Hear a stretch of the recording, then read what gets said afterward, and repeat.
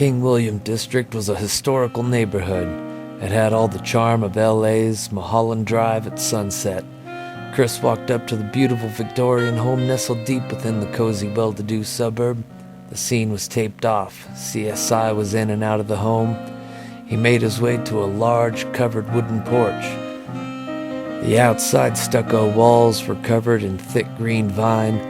Dormant, snow-covered bougainvillea vines surrounded the outside property line. The lot was, in general, immaculate. Someone put a lot of love and money into its overall look and upkeep.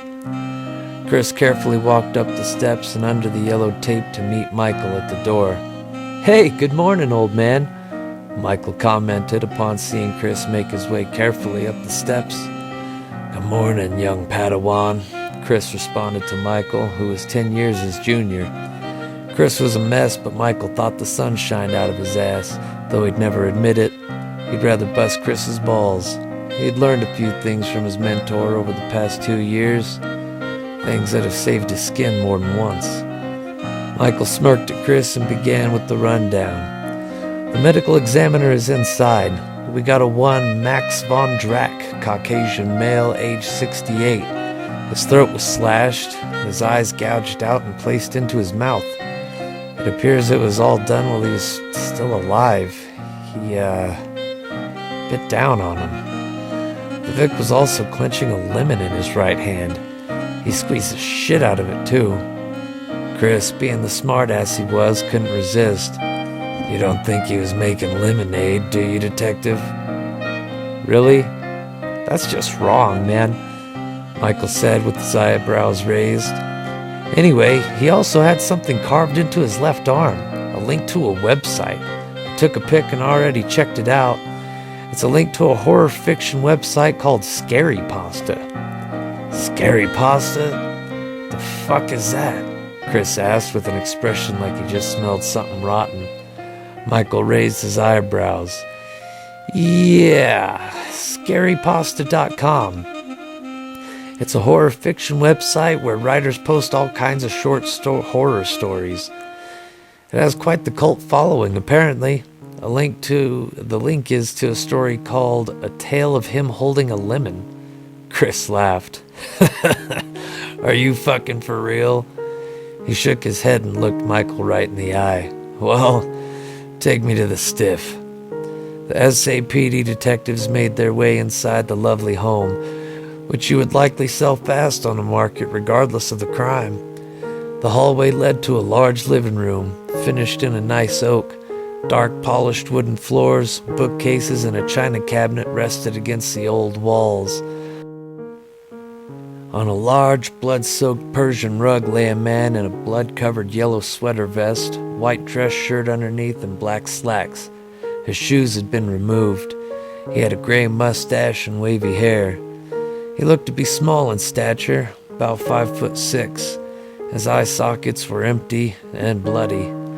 Blood covered all the areas around his mouth and neck. The long cut on his throat was apparent. His shirt sleeve had been rolled up, and the link to the story was indeed carved onto his forearm. The wounds on his arm had begun to dry and scab over, making the carvings even more visible.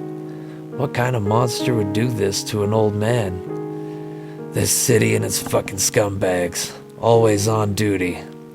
Doesn't look like the work of a button man or a burglar. It looks personal. "Anything taken?" Chris asked. "Nope. It appears that the killer or killers wanted the attention to be focused on the killing," Michael replied. "Do you think there was more than one killer?"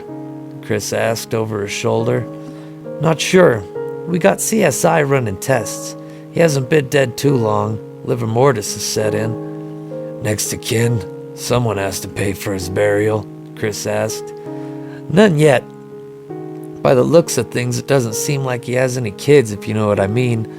Michael pointed at a framed picture on a bookshelf of Mr. Von Drack kissing another older man.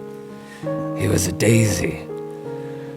"Okay, let's get the patrols interviewing neighborhoods. Michael, take this photo and make your way around the gay bars tonight," Chris ordered. "Ah, shit," Michael protested. Chris looked at Michael and smiled.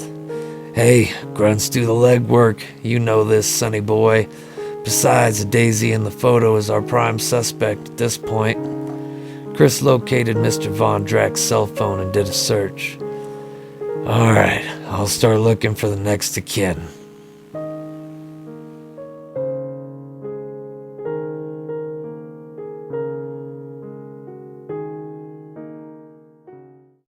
And that was Chapter 2 of Pasta Noir, Dame Slugs and the Hatchet Man. Hope you enjoyed. No, I did. Please leave a like, comment, and subscribe. Really helps me out a lot, you guys. And today's being Sunday, I have work the rest of the week, but I will try to put out as many videos as I can. Thanks for watching. Thanks for listening. As always, don't die.